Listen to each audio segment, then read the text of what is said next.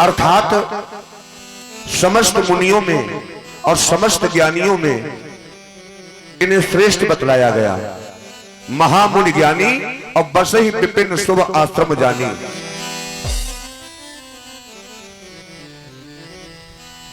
महामुनि और महाज्ञानी इन्हें क्यों कहा गया? क्योंकि विश्वामित्र जी क्षत्रिय थे और इन्होंने तपस्या के प्रताप से क्षत्रिय से ये ब्राह्मण हुए। और ये ब्राह्मण ऐसे वैसे नहीं हुए, वशिष्ठ जी ने स्वयं अपने मुख से इन्हें ब्रह्म ऋषि की उपाधि दी है। ये ऐसे ऋषि हुए।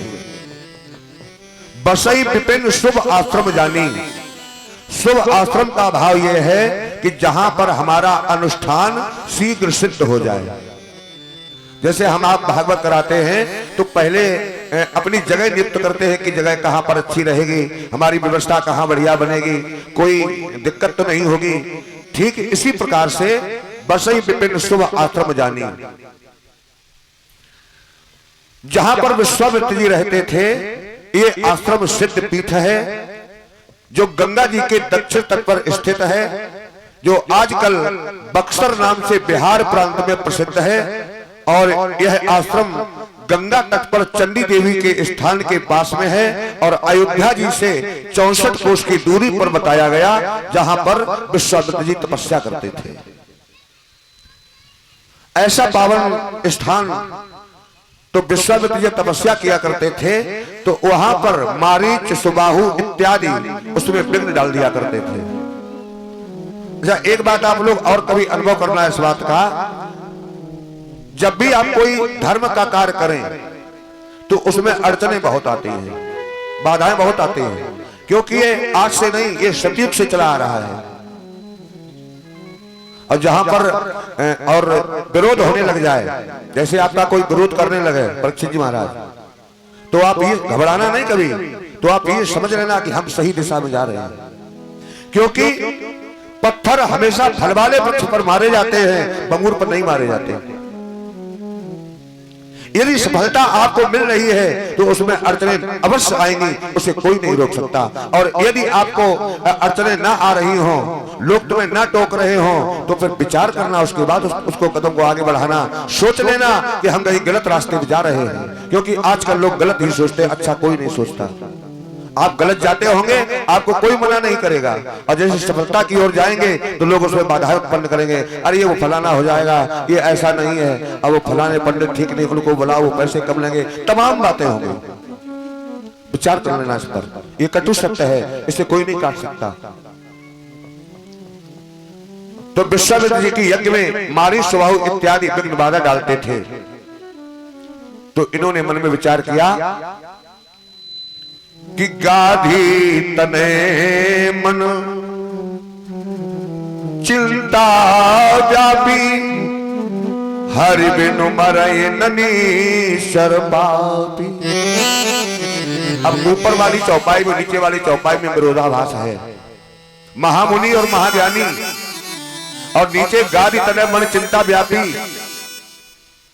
जहां पर महामुनि और महाज्ञानी होगा तो उसे चिंता नहीं होगी, और जिसे चिंता होगी तो वो महामुनि और महाज्ञानी नहीं हो सकता। दो में एक ही चीज हो सकती है। तो जब तक ये महामुनि और महाज्ञानी रहे तो इन्हें चिंता नहीं हुई, और जैसे ही आपत्ति आई, मुसीबत आई, तो इन्हें जब चिंता हुई तो इनका डिप्लोमा कम हो गया, तो हो गए गाधी तनय मन चिंता व्यापी। तब गाधी तनय हो गए। विचार किया कि कैसे हमारा यज्ञ पूर्ण हो, तो इन्होंने सोचा मन में कि तब मुनिवर मन कीन्ह विचारा, प्रभु अवतर हो हरन मही भारा, आओ ना हमरे नगरिया, ले ना हमरे खबरिया, हो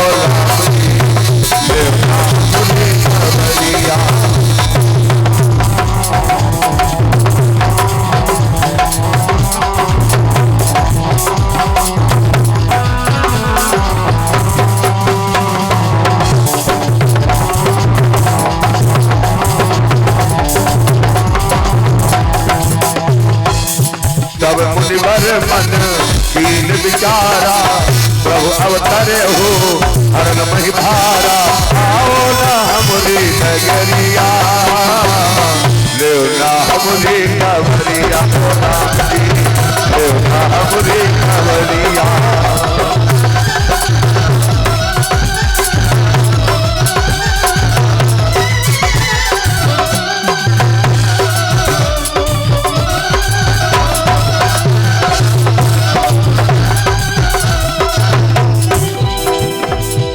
विचार किया कि अयोध्या में इस धरा का भार उतारने के लिए परमात्मा ने अवतार ले लिया है। तो विश्वामित्र जी आज इस संसार के संकट को दूर करने के लिए, अपने लिए नहीं,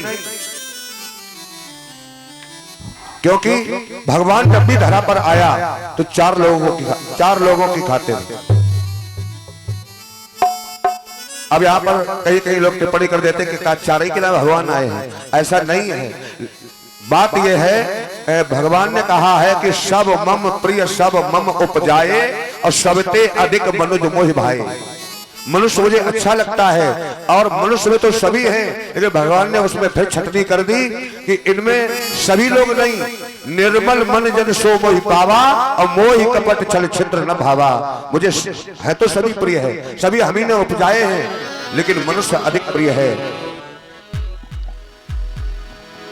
तो इन्होंने बताया कि विप्र धैनु सुर संत हित लीन मनोज अवतार। विप्र माने ब्राह्मण, धैनु माने गाय, संत माने संत और सुर माने देवता।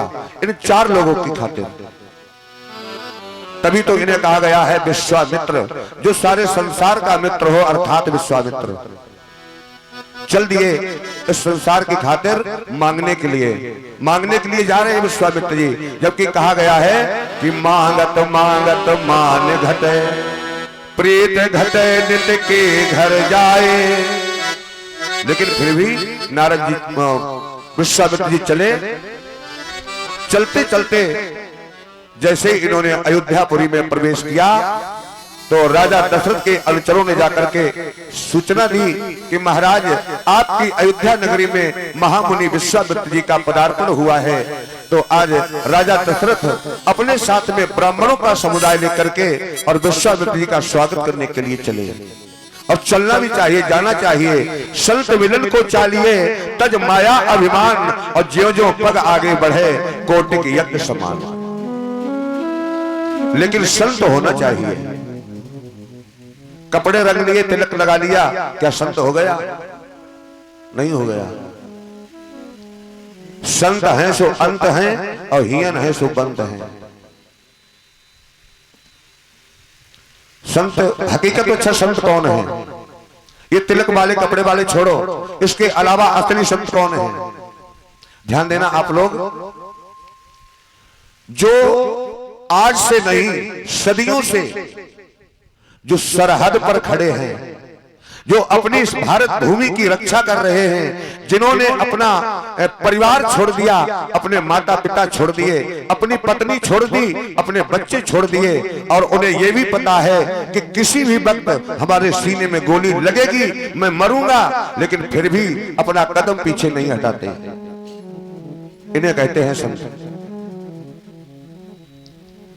कि सैकड़ों बार करता